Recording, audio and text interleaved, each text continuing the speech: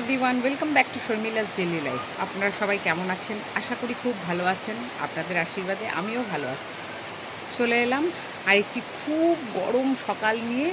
কিন্তু এখন আপনারা দেখে ভাববেন এই গরম কোথায়, এ তো বৃষ্টি হচ্ছে। হ্যাঁ, সকালবেলা যখন ঘুম থেকে উঠেছি প্রচণ্ড গরম আর রৌদ্র।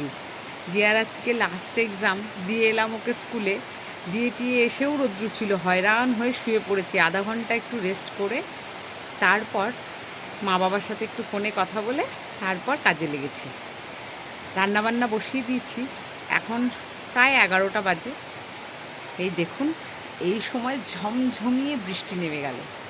রান্না করতে করতে দেখছি মেঘ কালো করে অন্ধকার করে এসছে, দেখে মনটা খুশি হলো। ভাবলাম আর একটু পরেই তো হাওয়া দিয়ে বৃষ্টিটাকে কাটিয়ে নেবে, কিন্তু দেখুন কি সুন্দর বৃষ্টি নেমে গেছে। দেখে মনটা একদম ভরে গেল, মনে হচ্ছে যেন এই বৃষ্টিতে ছাদে গিয়ে একটু স্নান করে আসলাম।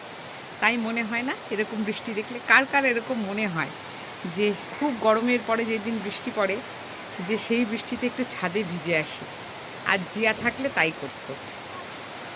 কিন্তু আমার জানেন, বৃষ্টিতে ভিজলে আবার মাথা ব্যথা ধরে, ওই কারণে বৃষ্টিতেও ভিজি না, ভয় লাগে। বাই চান্স ভেজা আর ইচ্ছে করে ভেজার মধ্যে অনেক পার্থক্য আছে। আমার গাছগুলো, বাবা কি হাওয়া দিচ্ছে, কি সুন্দর! আমার এই যে পার্পেল কালারের নীলকণ্ঠ প্রচুর ফুল দিচ্ছে, এমনকি এই নীলকণ্ঠ, থোকা নীলকণ্ঠটা প্রচুর ফুল দিচ্ছে, এই দেখুন। আর এই সিঙ্গেল পাপড়ি নীলকণ্ঠও তাই। আজকে দেখুন 3টে জবা ফুটেছে। কি সুন্দর হাওয়া দিচ্ছে, মন মুগ্ধ হয়ে গেল বৃষ্টিটা দেখে, সত্যিই শান্তি।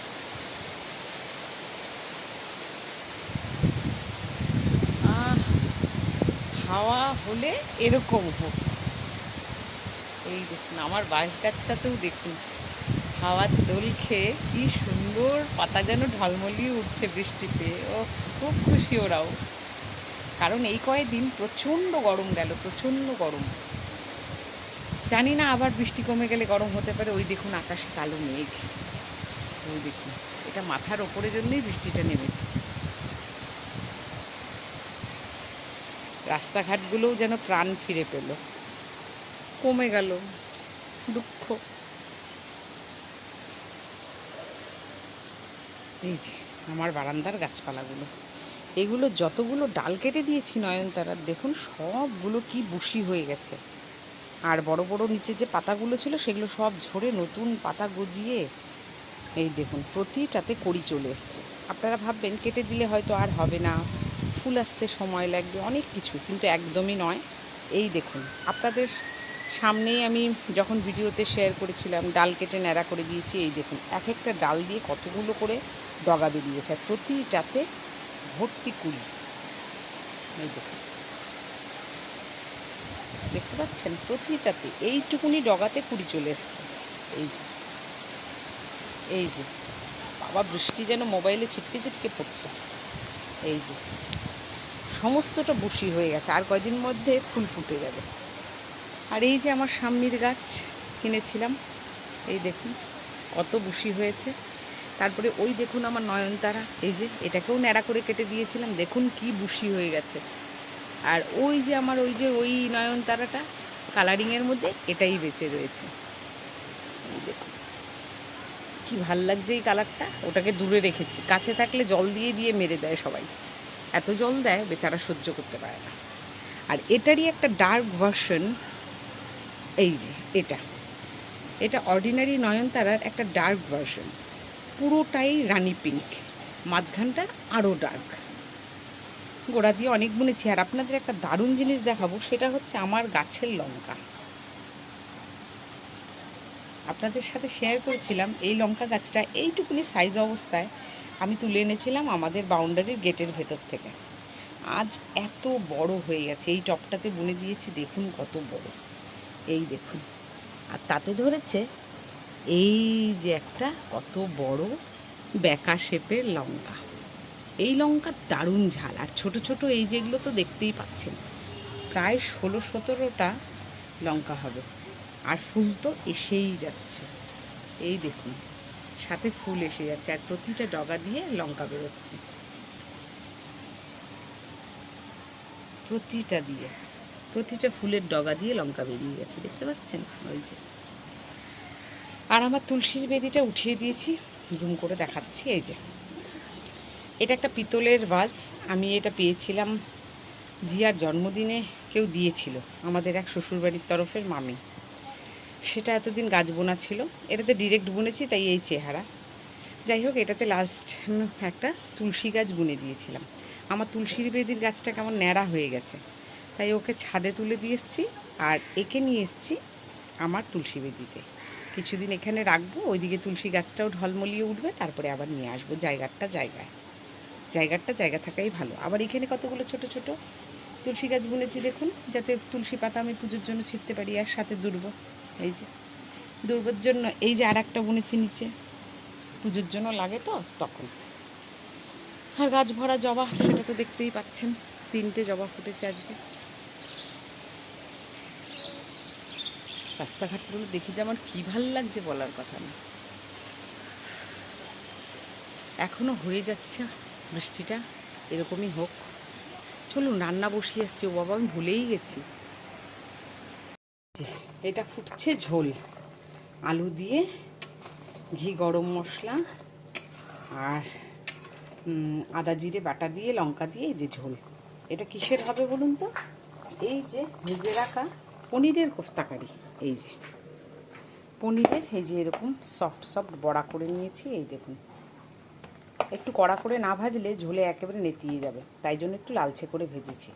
তাহলে ঝোলে গিয়ে আরও ফুলে বেশ সুন্দর সফট থাকবে। ঝোলটা মোটামুটি ফুটে গেছে, কারণ বড়া তো আবার টেনে যাবে, তাই জন্য দিয়ে দিলাম এখন বড়াগুলো। দিয়ে 2 মিনিট ফুটিয়ে ঘি আর গরম মশলা। আর ঘি কোনটা? ওই যে আমি যেটা 12 মাস খেয়ে আসছি, শিল্পী ছাড়া আমার তরি তরকারি নিরামিষ।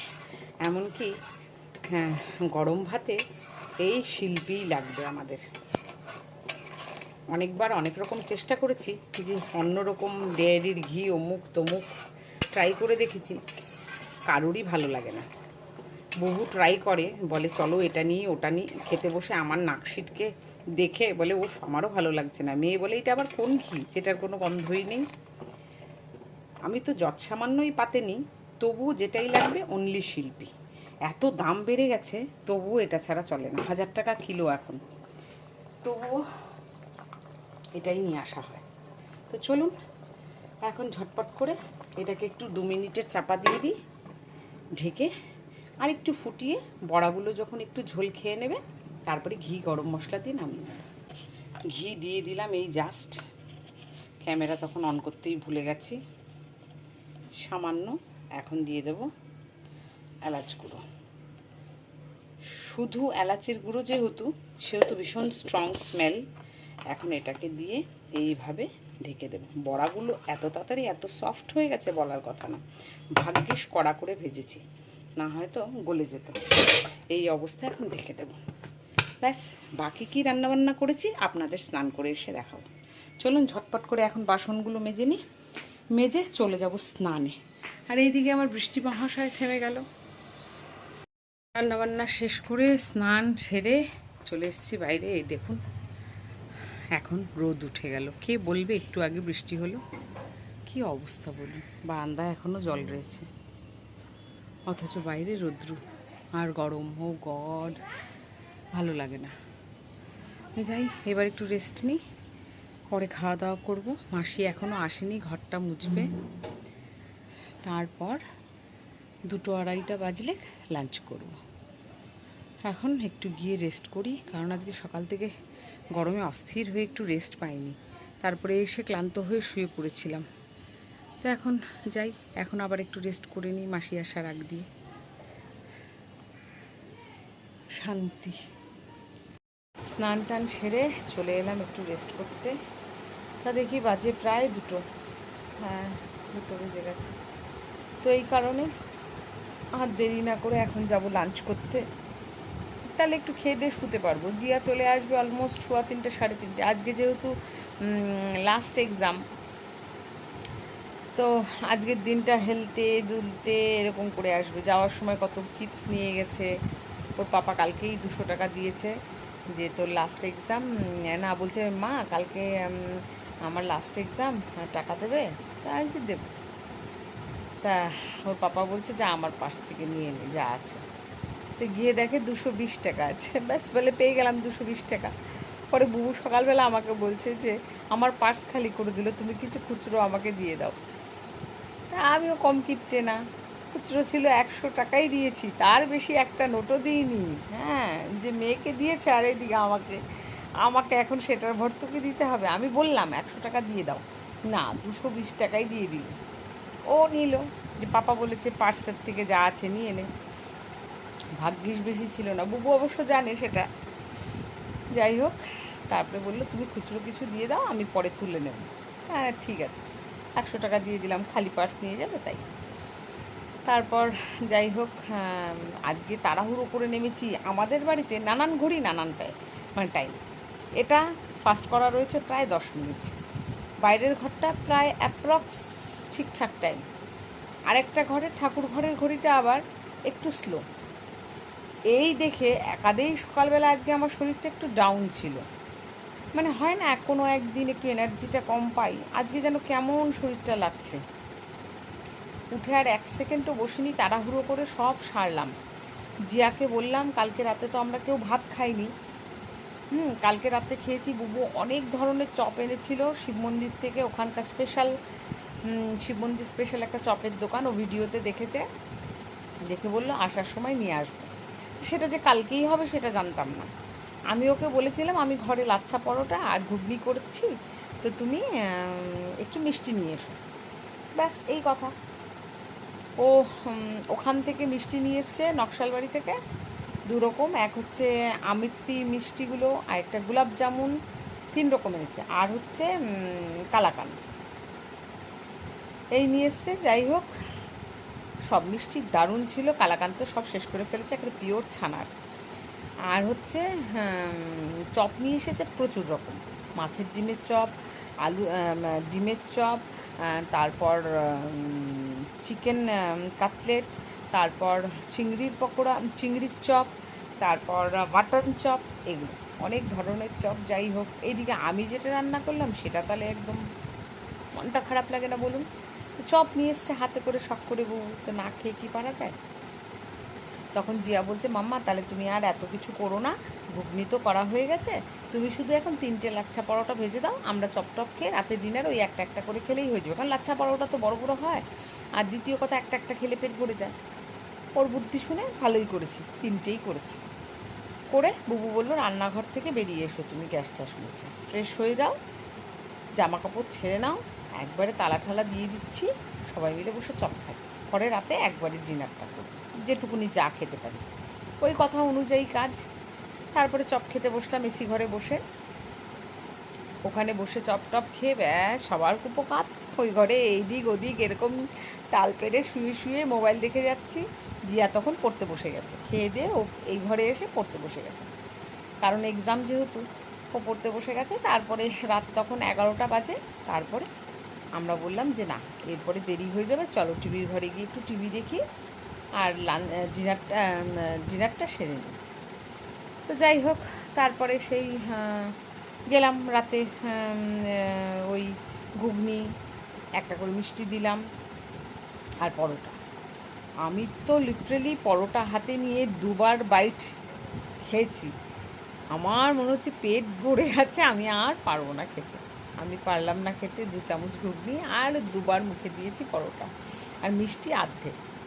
ভাবেন, আমার গোলাপ জামুন ভীষণ প্রিয়, একদম সফট তুলতুলে শিব মন্দিরের ওখানকার, বা আরেকটা যেটা এখান থেকে নিয়ে এসছেও, অসাধারণ অমায়িক।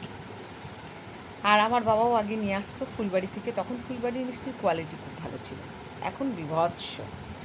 আর শিব মন্দিরের থেকেও নিয়ে আসতো বাবা, সেখানকার গোলাপ জামুনটাও ভীষণ টেস্টি ছিল। বুবু সম্ভবত নকশালবাড়ি থেকেই এনেছে, জানি না, দারুণ। কিন্তু বলে না ভরা পেটে আর কি সয়, আমার তো সবই অস্বস্তি লাগছে। বুবুকে একটা পরোটা দিয়েছি, জিয়াকে একটা দিয়েছি, এ দেখি এরা কোনো মতন পুঁতে টুতে ওটা টানতে পারলো না। তবে বুবুর খুব ঘুগনি ভালো লেগেছে, বলে ভীষণ ভালো হয়েছে ঘুগনি, আর পরোটাও ততটাই টেস্টি হয়েছে, দারুণ বানিয়েছে, ভীষণ সফট, খুব ভালো হয়েছে। যাই হোক, ওরা তাও একটা একটা গোটা খেয়েছে, আমি আরও গোটাটা উদ্ধার করতে পারিনি। ও না, জিয়াও অল্পটুকুন, এতটুকুন আবার ছেড়ে রেখেছে, পরোটা খেতে পারিনি। ঘুগনিটা দুজনেই খেয়েছে, আর মিষ্টিও সবাই আর্ধেক আর্ধেক খেয়েছে, জিয়া গোটাটা খেয়েছে। তারপর পরোটা আমি না ছিঁড়ে রেখে দাও হটপটে, কালকে দেখা যাবে, খেলে খাবে না হয়তো। আর ময়দা মাখানোটা টোটালটাই রয়ে গেছে, দেখি আজকে যদি পারি রাতে কয়টা পুরি ভেজে দেবো বা কিছু করে দেবো। তো এই করে রাতে ওই খেয়ে কিছুক্ষণ টিভি দেখে 12টার সময় পাক্কা শুতে চলে এসছে। যাই হোক, আজকে তো এই হলো। তা আজকে ওই জন্য খুব বেশি কিছু করিনি। সকালবেলা উঠে যেহেতু খিদে পেয়ে গেছে, জিয়া বললো মা আমি ভাত খেয়ে যাবো। তা আমি ফটাফট কী দিয়ে ভাত মেখে তো ভাবলাম সেদ্ধ ভাত করবো, যেহেতু বললাম শরীরটা আজকে ডাউন, ঘুম থেকেই উঠেছি দেরিতে, ঝটপট করে উঠে বাসি ঘরটা ঝাড় দিয়ে চা বসিয়ে দিয়েছি। আমি আর চা খাইনি, চা বুবুকে দিয়েছি, আর আমি ভাত মেখেছি। বললো মা তুমি একটু ঘুগনি দিয়ে ভাত মেখে দাও, আর একটা পোচ করে দিলাম, ঘুগনি দিয়ে ভাত মেখে দিলাম। আর বুবুকে বললাম তুমি খাবে, বলে না। তখন ওকে একটা পোচ আর ব্রেড বাটার টোস্ট, ওই বনগুলো এনেছিলো, বনগুলোকে মাঝখানে কেটে বাটার দিয়ে মেখে একটু হানি দিয়ে ওকে দিয়ে দিলাম একটা বান, ওটা দিয়ে একটা পোচ দিয়ে চা দিয়ে খেয়ে গেল। কারণ রাতে সবারই এরকম খাওয়া, অবভিয়াসলি সকালবেলা ব্রেকফাস্টটা আর্লি হলেই ভালো। তো বাড়ি থেকে খাইয়ে পাঠিয়েছি, পরেও অফিসে যা কিছু খেয়ে নেবে। আর আমি আর জিয়া তুই ভাত মাখলাম, আমি তো আর চা খেলামই না। যে চা লাভার মানুষ সকালবেলা ঘুম থেকে উঠে চা লাগে, আজকে আমার পেট গুড়গুড় করছে। তারপর ওই ঘুগনি দিয়ে মেখে, আমি তো আর ডিমের পোচ খাইনি, আমি ওই ভাত খেলাম, মনে হয় শান্তি। অল্পটুকুনি খেয়েছি। তা খেয়ে দিয়ে জিয়াকে দিতে চলে গেছি, হাঁটতে চলে গেছি, এসেই শুয়েছিলাম, শরীরটা ভীষণ ক্লান্ত ছিল, ভাবিনি রান্নাবান্না করতে পারবো। আসার সময় ওখান থেকে পনির নিয়ে এসেছিলাম, তো ওই করলাম পনিরের বড়ার মতন তরকারি। সবসময় পনির এর আগে করেছি কোফতা কারি, আজকে এটা বড়ার শেপে করেছি, আলু দিয়ে মাখো মাখো রসা রসা। আর কি করেছি সেটা চলুন গিয়ে দেখাই, একবারে লাঞ্চটাও সেরে নেবে, জিয়ার ভাতটা বেড়ে রাখবো, দেখি। এই হলো আমার পনির কোফতা কারি। কোফতা না, আজকে কোফতা শেপে করিনি, কোফতা আকারেও করিনি, আজকে করেছি বড়া শেপে। এই যে দেখুন কি সুন্দর জমে গেছে, খুব সুন্দর হয়েছে। ঘি গরম মশলার গন্ধটা আমার ভীষণ প্রিয়। আচ্ছা, এই করেছি সেদ্ধ ডাল, তার মধ্যে ঝিরি ঝিরি করে আলু দিয়ে দিয়েছি। এই যে মুসুর ডাল সেদ্ধ, পেঁয়াজ রসুন লঙ্কা আর একটু আলু দিয়েছি। এই যে গরম ভাতে ঘি দিয়ে এই সেদ্ধ ডালটা দিয়ে খেতে দারুণ লাগে। আর এই যে ঘুগনি, মটরের ঘুগনি করেছি রসা রসা করে, এটা এখন না খেলেও পরে রাতে পরোটা ফরোটা দিয়ে খেয়ে নেবে।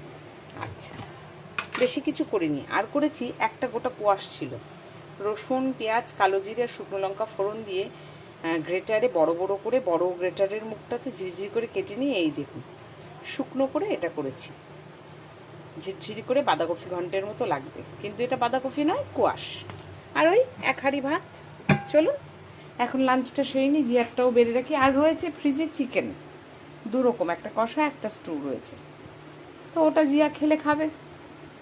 আমি করে নেবো এখন ভাত বেড়ে, জিয়ার চিকেনটা গরম করে দিই, বলা যায় না, ও বলবে চিকেনটা দাও নি।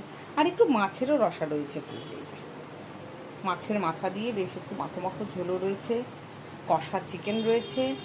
দেখি কোনটা আমার মেয়ে খায়, তো গরম করে দিই। একটু বলবে যে চিকেন যখন ছিল আমাকে দাওনি কেন, তাই ভাবলাম একটু গরমে বসিয়ে দিই। এই যে এই করেছিলাম চিকেন স্টু, অল্পই রয়েছে, 4 পিসের মতো চিকেন রয়েছে, এটা জিয়ার জন্য গরম করি, তারপরে ও যেটা ইচ্ছে খাবে। আজকে তো অনেকগুলো চিপস নিয়ে গেছে, যাওয়ার সময় আবার আমাকে বললো একটু কোল্ড ড্রিঙ্ক কিনে দাও, কোল্ড ড্রিঙ্ক কিনে দিলাম। তো এখন জানি না, এসে তো আবার নিশ্চয়ই ফুচকা আলা ধরবে, ফুচকা খালো বাবু, তো টাকাও নিয়ে গেছে, ফুচকা খাবে, খেয়ে আসতে পারে জানি না। আমি মায়ের কাজ মা করে রাখছি, ভাতটা বেড়ে রাখলাম। আমি বাবা খেয়ে দিয়ে যদি একবার কাত হয়ে যাই আর পারবো না এসে ভাত বাড়তে, ও আমাকে ক্রেন দিয়ে তুলতে হবে, আদারওয়াইজ পসিবল না। ওই সময় আমি ঘুমাই, ঘুম আসুক না আসুক, কাত আমি অবশ্যই হবে। এখন বসে বসে একটু টিভি দেখবো, বিগ বস দেখবো বা কিছু একটা দেখবো, দেখে টেকে তারপরে রেস্ট করতে চলে যাব। যতক্ষণ জিয়াকে না দেখি ততক্ষণ গিয়ে শুই না, নিতান্তই যদি শরীরটা খারাপ না লাগে তাহলে শুই না। এইখানেই ঠাই বসে থাকি, আমার এই সিগনেচার সোফা, এটা এখানে আমাকেই বসতে হবে, এটা আমার আরামকে দ্বারা। প্রভুকে বলেছি এরপরে ঘর রিনোভেট করলে যদি সোফা কখনো চেঞ্জ করি, এখানে এই সিংহাসনের মতো চূড়াওয়ালা, মানে এই মানে পেছনটা অনেকটা হাই থাকে না, সেই সিংহাসন টাইপ, রাজ সিংহাসন টাইপ সোফাগুলো এখানে একটা আমি ওটা আনবো, কিন্তু রেকলাইনার, যাতে আমি একদম রিল্যাক্স হয়ে পা টান টান করে সেটাতে আমি বসতে পারি। এই জন্য এটা আমার সিগনেচার সোফা, এই ঘরে সবাই জানে। একদম এখানে সোজাসুজি যাতে টিভি আর আমার ইন্টারাক্ট হয়, সেই জন্য এই সোফাটা আমার প্রিয়। আর ওদের সবার প্রিয় ওই যে টান টান হয়ে বডি ফেলে দেবে। টিভি দেখা মানে সোফায় বসে নয়, আমাদের বাড়িতে সোফা মানে শুয়ে। হেভি ঝগড়া লাগে এই টিভি নিয়ে, বুবু টিভি না সোফা নিয়ে, বুবু আর জিয়ার মধ্যে। জিয়া খেতে বসবেও ওটাতে হাতে নিয়ে, পারলে শুয়েও পড়বে।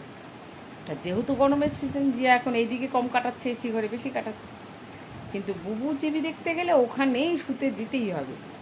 শোয়া ছাড়া আমাদের বাড়িতে টিভি দেখা যায় না, এটা একদম ভুল কথা। টিভি দেখতে হলে শুয়ে শুয়েই দেখতে হবে। তা আমি বলেছি এরপরে এই সোফা গেলে এখানে একটা বেড কাম সোফা এনে দেবো, এমনি বেলায় বেচারাকে চুপসে রাখা হবে, যে এই টিভি দেখার সময় হবে শুয়ে শুয়ে সে ওটাকে টেনে বার করা হবে। তো এই প্ল্যান করেছি, দেখা যাক যতদিন এটা শোয়া না হয় এটাকেই টেনে টেনে ভেঙে চুড়ে যেভাবে হোক এটাকে তক্তা বানাবে, তারপরে এটা চেঞ্জ হবে। যাই, খিদে পেট যেন কেমন কেমন করছে, মাথাও বনবন করছে। ওইদিকে খাবারটাও আমার গরম হয়ে গেল, এখন ভাত বেড়ে নেবো। বাইরে আবার অন্ধকার করে এসছে, আবার মনে হচ্ছে এক চোট বৃষ্টি নামবে।